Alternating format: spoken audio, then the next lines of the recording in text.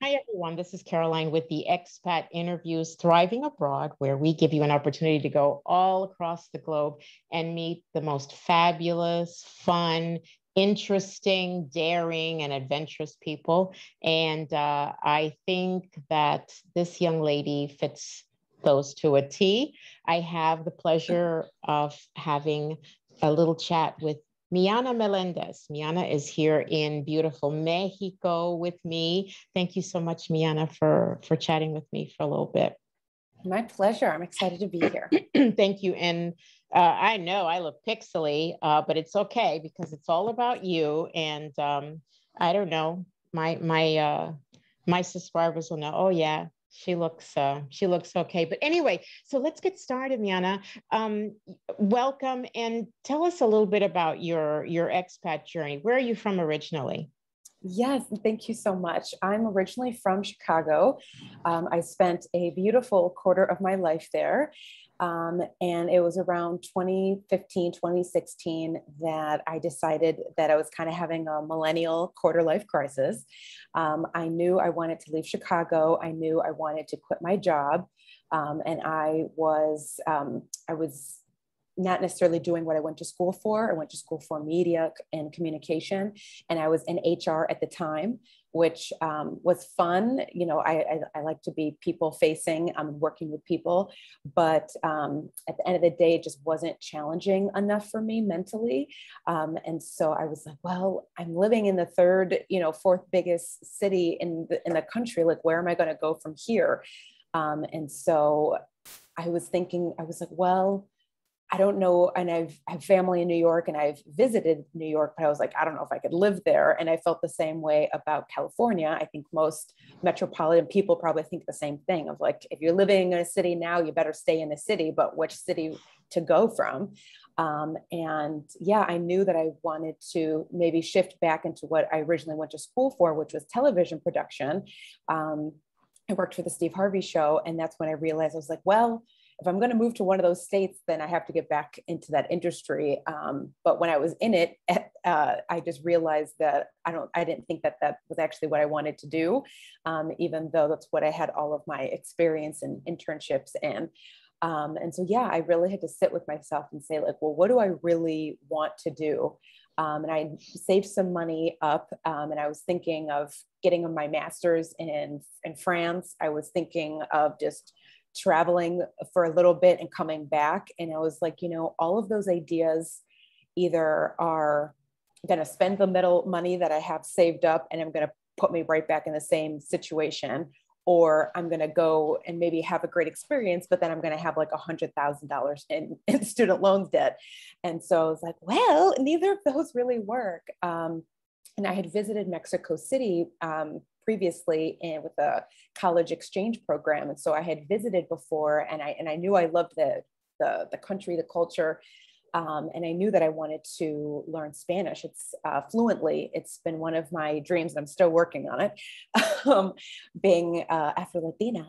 But yeah, I realized that Mexico was that perfect in between, that it was far but close enough at the same time. And depending on what state or region that you're in, it has all the charm and the beauty and the culture and definitely the food. But I also felt close enough and safe enough that I wasn't too far from family at the same time.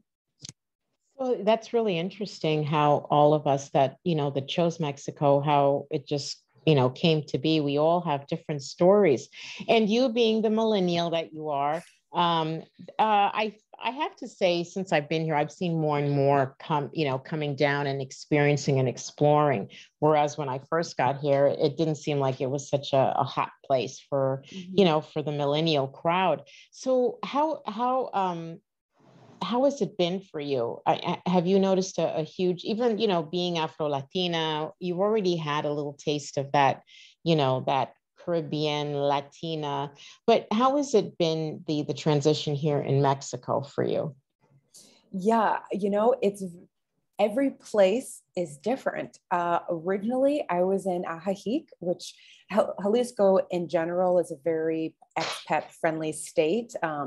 in Mexico. I know there's a few other ones, but I know Jalisco's one of the biggest as well.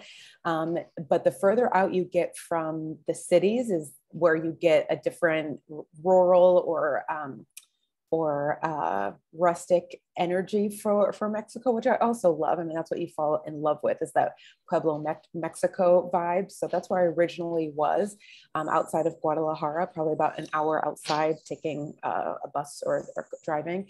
And that was super cute. That's where I fell in love with Mexico and was able to know everybody on the streets. And there was the horses and the tangies, like the local flea markets on Wednesdays. And I love that. But at the same time, I think being a social person and being millennial as well, I think I realized that I loved that experience of getting here and kind of not feeling like I'm in a country per se, but having just a slower pace, having like a different, like a small town vibe. And I love that. And I think it made me feel like this friendly, and I think Mexico culture is very friendly, but I think that space where people know your name, you're walking in and that's the Moreno over there, like you're the one, so they recognize you, but also get you comfortable in practicing your Spanish too. But I think it just got too small at the same time. So from there, I went straight to across to Bar de Navidad, I guess Christmas bar, Christmas sandbar, which was like straight towards the coast. And that was even smaller. It really was like a beach town. There wasn't a lot of expats there. But that was another different experience. I said I wanted to be by the ocean, and I got to the ocean, but then that was the only thing that was there. And then that's what brought me to Puerta Vallarta, which is where I am now, where I've spent the most time in. I've been here for about 2.5, 3 years. And it's probably about 2 hours or 3 hours from Bar de Navidad and maybe about 4 from Guadalajara. But it's where I've really enjoyed living here. It feels like a big city, but it's also not at the same time, but there's a lot of some of the same things that I've come to enjoy from the States here. There's some of the same big franchises. There's a big mall, there's Costco, but then there still are those small little places that you won't find anywhere else but here in Mexico. And it's the ocean. So we have motion and the mountains. So I'm in heaven. Can you put into words, can you share the feeling of, because you were kind of living the celebrity life, you're working Steve Harvey, that whole, Hollywood TV world. And now you're in a totally different world, in a different space, a different vibe. Can you describe, because I guess sometimes people would say, I couldn't live in another country. And, I'm so used to the big city and I'm so used to that. How could I ever, adjust and go from, here to there? Could you share what it feels like to you? I mean, or is it like more of a spiritual thing, or is it just what does it feel like? That's such a great question. And I think that's the main question that a lot of people, I think that's the crux of it all. I gave myself, I knew in 2015 that I wanted to move, but I moved August 16th of 2016. So I gave myself a year to not only save, of course, and to just get my ducks in a row, but to prepare myself mentally, emotionally, physically, spiritually, because Chicago in its whole, the Cook County area was what I really knew. But there was something internal that was happening inside of me that said, like, if you don't leave now, like while you're still young, or while you don't have, the physical things, or the person that you're with, or the kids, all those things, if you don't do this now, it's going to be a lot harder to do later. And I had, my mom had also been traveling as well, and she also enjoyed living in Mexico. And so visiting her also gave me that sense of like, oh, like there's something, there's the 9 to 5, and there's that experience. And I think that's what our Western culture has conditioned us to do. We start going to pre-K, and I mean, you don't stop until you're 24 if you're privileged and able to have access to go to higher education, university or community college. And so, but then I just felt like I was 25 and I just felt like unfulfilled, like there was more that I was supposed to be doing. And I felt like I had always enjoyed singing and acting, but because I was doing the 9 to 5, like there was just no way for me to fit that other dream into my life.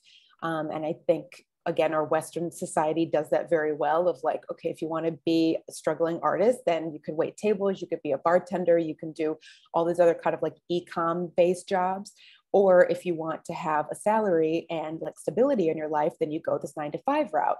And I just felt like, I felt like that wasn't like enough. Like, I just felt like that there was more to life than just those two things, or this idea of like waiting until you're later in life, like your 60s or 50s, 60s, 70s, and then doing the things that I'm doing now. And I just felt like that wasn't right either. I was like, well, that's only what we've been able to see. And the people who are able to do that at 50 and 60, 70 don't necessarily look at you or I. And so I just realized that it was important to live my life now. And I think what I try to also explain in my YouTube channel as well, is that it's not what I'm losing, it's what I'm gaining. I was like, of course I'm losing Target. I freaking love Target. I know I'm losing access to some products that I love. Of course, I'm also not proximity close to friends and family that I also know and love. But I also did some moving around when I was younger. Again, throughout Chicago. And I just realized, I was like, you know what, whenever I moved, it's not that I lost friends. It's actually that my friend group or my network got bigger. It's like, now I have friends in this suburb and in that suburb. I went to this school and that school. And so that's the mindset that I had to put myself in. And I also was able to, because I gave myself that year to prep, that I was able to really enjoy the moments that I was, hanging out with friends, or we were at a music fest, or, doing anything. I felt I was able to have like this nostalgia and have this like happiness and sadness and excitement and nervousness all at the same time. But I allowed myself like the emotional space to go through it, and not like shy it away. And then realizing that while moving here, I was like, well, I'm going to be able to learn Spanish, which is a lifelong goal. I'm going to be able to live in another country. That's another lifelong goal. I'm going to be able to live a completely different lifestyle, which in some ways, maybe some of it might be even more privileged while living here, because like Costco, for example, me and my single mom did not have access to Costco in the US, but I sure have access to it now. And so there's just little things that I had to realize that I was able to gain, and that it's not that I was losing something. And the nice part about it is you're here with your mom. Mm-hmm. So that does make it a little bit easier to transition, to have someone close Yes. with you, as opposed to just, going solo. Mm-hmm. And I saw pictures. You guys look like sisters, not like mother and daughter. Absolutely beautiful, and I love it. So now that you're here, and you've settled into this new lifestyle, I mean, what does it feel like being an expat now? Now you're an expat. The folks that you knew back in Chicago, are they happy? Do they cheer for you? Or are they like, girl, you're crazy, you've lost your mind? How has the reaction been from the folks you've left behind?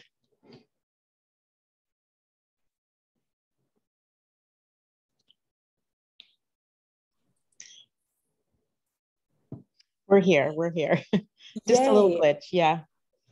Yeah. I think what I know was the first thing that most people were worried about was my health insurance. They were like, what are you going to do about health insurance? And I was like, well, if I'm healthy, then I don't need insurance. But no, I think most of them at first, I think my friends who knew me, the family that knew me, knew that I'm not necessarily this was definitely the biggest risk that I ever took in my life. And I definitely have the return on investment has been priceless. But I think everybody knew that it was a sound judgment for me. And I think something too is another like principle of what I said earlier about giving myself that time. And I think another thing that allowed me to get here is that I really kept the decision making to myself and to a close group of people.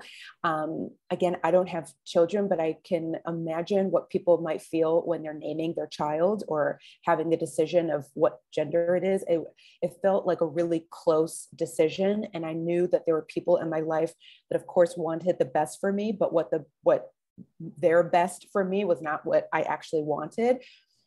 And so I made sure to let the people in that were for me and rooting for me and excited for me, to let those people in. And for everybody else, I kind of let them in on the process very later down the line, because I know, I think a big, not a fear, but maybe an obstacle that a lot of people face when they are deciding if they want to move out of the US or another country to another country is letting too many people in on their opinions on what they want to do with their life.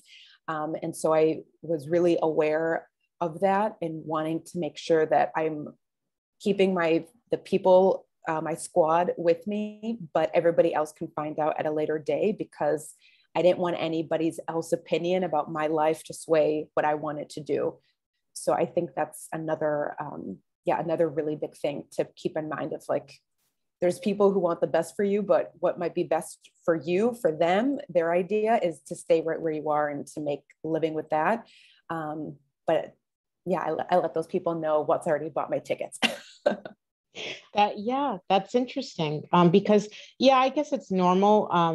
For a lot of people, they probably say, well, I could never do it. So they kind of project that fear onto you too. Like, Exactly. I couldn't, well, maybe you probably can't either. So don't attempt it. Exactly. A couple of last questions that I wanted to ask you. If you had to give, and you have given a little bit of advice in this time, what would you say to someone who maybe a millennial who's kind of sitting on the fence about it? Like, I could never move to Mexico. I'm afraid I can't do this. I don't know where to begin. What advice would you give someone? Great question. I think the first thing that I would is what excites you, or like why do you want to leave? I think I asked a friend this, and it was kind of like the same reverse question. She just decided to move down here, but she didn't think that she was going to stay. And now she has a dog and a boyfriend and a new house. And I was telling her, I was like, well, don't stay because of the person, stay because you want to be here. Because if something happens with you in that relationship, then you're going to feel like the only reason why I'm staying here is because of him or her. And so I think is what are you really hoping to gain? Or because it's a gain. It's not like you're losing something. For me, it's this idea of like, I'm expanding my world. Like I can always go back to Chicago. I mean, unless they change the streets, I could tell you where to go, to find some good food. You know what I mean? Like the streets, they're not going to change. I can still picture everything in my mind. Right. And I hope one day I could feel the same way about here in Puerta Vallarta.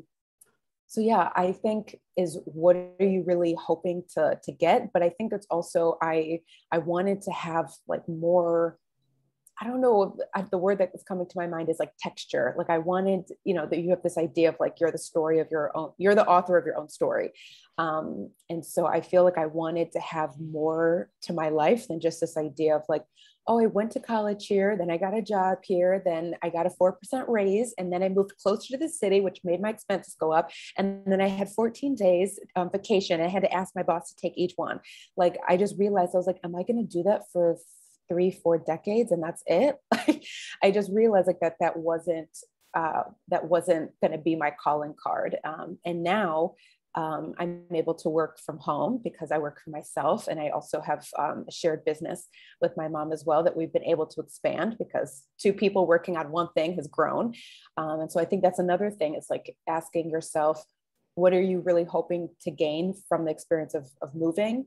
But then what is something that you've always wanted to do? Because you'll be surprised how you can make money online, or how you can fulfill a dream or a hobby or a craft that maybe you never had time for. But when you're living in a different place, you get to see that you have a lot more time to yourself. And so there might be something that you can dabble in that you never thought you were able to before. I know that we live in a very different world from a year or so ago. Is Mexico it for you? Are you comfy for now? Or are there other little dots on the globe that you'd like to check out in the future? Yeah, I mean, Mexico is such a huge country. I think we've all known, especially in what's been happening in the world in the more recent years, that the map that we think of is not proportionate. Mexico is a huge country, and I've only visited so many of the states. So I think exploring more within the country is definitely something I'm excited about. I want to visit southern Mexico, Chiapas, Veracruz, Oaxaca. As well as the Quintana Roo and the Yucatan area as well, and Merinda, which I also haven't been to yet.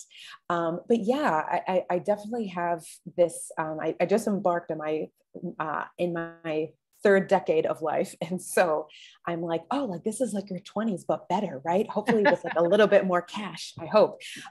So yeah, I definitely have this idea in my mind, and now I'm living independently as well. I have my boyfriend's also here. He's Mexican, so, and I also brought my cats. Congratulations. Wow. Thank you. And I brought my cats from Chicago, so they're bougie because they've been in a plane and they get to live next to the ocean. So their lives have also upgraded from being in an adopted center. So, but yeah, I definitely have this dream or this idea in my mind that I would love to travel like extensively, like this whole backpack idea, or maybe it won't be necessarily like a backpack, maybe it'll be 2 suitcases and a backpack, but this idea of like, yeah, I'd love to travel for like 3, 4, 5, 6 months and just see the world and like kind of go one place and just keep going and then come back here to Mexico. But yeah, often people ask the friends that are coming to visit, or ones that we get on the phone, and they're like, oh my God, are you thinking of visiting? Because they know I'm not going to move back. And they usually tell me don't. They're like, girl, don't move back. And I'm like, I'm not. But when you come to visit, you got me on hair products. You also are a YouTuber. How can we connect with you? How can we get a hold of you? Yes, I am on YouTube with my name, Miana Melendez. I'm also on Facebook as well as Instagram with the same name, very original. I should probably have like a title, but it's just my name for now. But yeah, I like to share all things on moving to Mexico, this living abroad, expat life, and spirituality as well. Awesome. Miana, thank you so much for taking the time out to chat with us and sharing your story. I hope that you will touch someone and give them that little motivational push that they need to maybe not move to Mexico, but to change their life. We all have learned this last year that, change is inevitable, and, why not? If not now, when? Exactly. Absolutely. Thank you so much. And all the best to you and your beautiful mom and your boyfriend and your new life. Thank you so much. Bye-bye.